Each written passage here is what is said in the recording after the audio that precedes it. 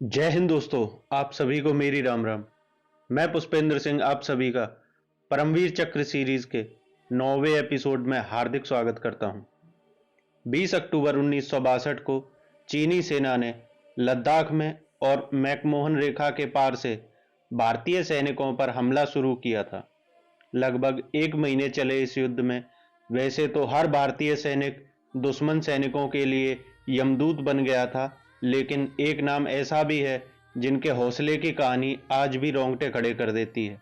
Major Shaitan Singh, जिन्होंने 123 भारतीय सैनिकों की अगुवाई करते हुए 1800 चीनी सैनिकों को न सिर्फ बुरी तरह रौंदा बल्कि बचे हुए सैनिकों को वापस भागने पर मजबूर किया।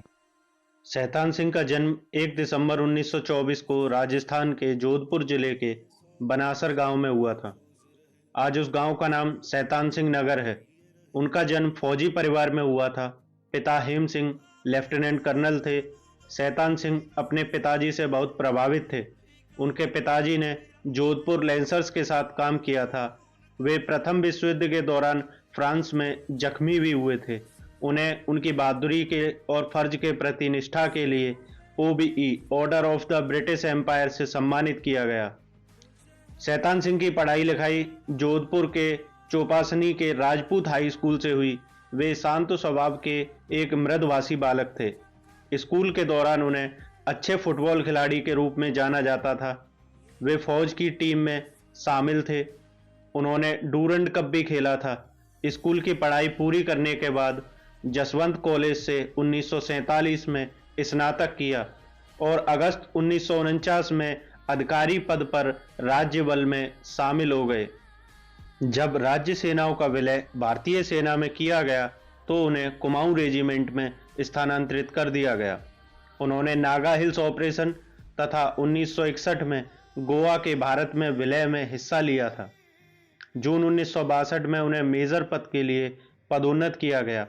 20 अक्टूबर 1962 को चीनी सेना ने लद्दाख में और मैकमोहन रेखा के पार से भारतीय सैनिकों पर हमला शुरू किया था।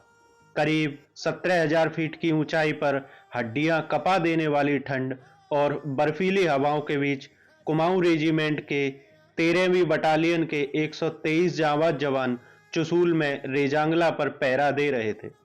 सुबह 3:30 बजे करीब लाइट मशीनगन की आवाज से सुबह की शांति में विघ्न पड़ा। दुश्मन के 10 सैनिकों ने उनकी पोस्ट पर हमला करने की कोशिश की थी, लेकिन उन्हें तुरंत पहचान कर उन पर गोलियां चलाईं। उनमें से अधिकतर को मार गिराया, बाकी भागने में कामयाब रहे। दुश्मन के हमले की आशंका को देखते हुए 7 और 9 पलटन के बीच खड्डों में गश्त लगाना शुरू किया गया। गश्त से लौटे जवानों ने रिपोर्ट किया कि ये खड्डे चीनियों से भरे पड़े हैं। लाइट मशीन गन और मोर्टार को तुरंत तान लिया गया। 7 पलटन की तरफ से सूचना मिली कि दुश्मन के 400 सैनिक उनकी पोस्ट की तरफ बढ़ रहे हैं। मेजर शैतान सिंह ने आदेश दिया कि जैसे ही वे शूटिंग रेंज के अंदर आ जाएं, उन पर गोलियां चलानी शुरू कर दी जाएं। जब दुश्मन के सैनिक 250 गज की दूरी पर पहुंच गए तो 7वीं पलटन ने गोलियां बरसानी शुरू कर दी। उनकी लाइट मशीन गन लगातार आग उगल रही थी। इस प्रकार दुश्मन का पहला हमला नाकाम कर दिया गया। तभी 8वीं पलटन ने रिपोर्ट किया कि रिज की तरफ से दुश्मन के करीब 800 लोग उनकी तरफ बढ़ रहे हैं। आप वीर हैं, पूरे जोश से लड़िए, मेजर ने कहा। सभी ने उतने ही जोश के साथ जवाब दिया, आप चिंता मत करिए साहब, हम लड़ेंगे। और पलटन ने गोलियां चलानी शुरू कर दी और हमले को एक बार फिर नाकाम कर दिया गया। मेजर शैतान सिंह ने खड्ड में मोर्टार से फायर का आदेश दिया। एक सैनिक ने सलाह दी, साहब उस नाले में अब और गोलियां ना चलाएं, नाला चीनियों की लाशों से भरा हुआ है। जब चीनियों द्वारा सामने से किए गए सभी हमले विफल हो गए तो उन्होंने अपनी योजना बदल डाली। सुबह 4:30 बजे के करीब उन्होंने सभी चौकियों पर एक के बाद एक बम बरसाने शुरू कर दिए। यह हमला इतना बड़ा था कि कोई किसी की मदद नहीं कर सकता था। हमारे मुख्य ऑपरेटरों में से एक का सिर उड़ गया था और दूसरे की टांगें। लकड़ी के तख्ते माचिस की तीलियां बन गए थे। रेत के बोरे भी छिटक कर बिखर गए थे। 15 मिनट में सब कुछ खत्म हो गया था। हर तरफ मौत और तबाही का मंजर था। उसी वक्त 7 पलटन ने रिपोर्ट किया कि दुश्मन के करीब 800 सैनिक हमला करने के लिए उनकी पोस्ट की तरफ बढ़ रहे हैं। मेजर शैतान सिंह ने, जो बम के गोले से जख्मी हो गए थे और उनकी बाईं बाह में पट्टी बंधी थी, हर जवान के पास जाकर उसे लड़ने के लिए प्रोत्साहित कर रहे थे। जख्मी जवानों को प्राथमिक उपचार लेकर लड़ने के लिए तैयार होने को कह रहे थे। मेजर शैतान सिंह ने घायल होने के बाद भी अपने साथियों के साथ युद्ध लड़ते रहे। इसी दौरान एक गोली मेजर शैतान सिंह के पेट में लगी और मेजर लहूलुहान हो गए। साथियों ने उन्हें सुरक्षित स्थान पर ले जाने की कोशिश की, मगर मेजर ने इनकार कर दिया और एक पहाड़ी की ओट में आ गए। इसके साथ ही साथियों द्वारा मशीन गन मंगाकर मशीन गन को पैर से बांध लिया और हाथ में राइफल ली। वे ज्यादा से ज्यादा दुश्मनों को मार सकें और मशीन गन चलाना शुरू कर दिया और चीनियों की लाशें बिछा दी। लेकिन वह ज्यादा देर तक ऐसा नहीं कर सके। गोलियां लगने और खून बहने के कारण सुबह होते होते मेजर समेत टुकड़ी के 114 सैनिक शहीद हो गए। बाकी बचे हुए सैनिकों को बंदी बना लिया गया था, जिन्हें बाद में छोड़ दिया गया था।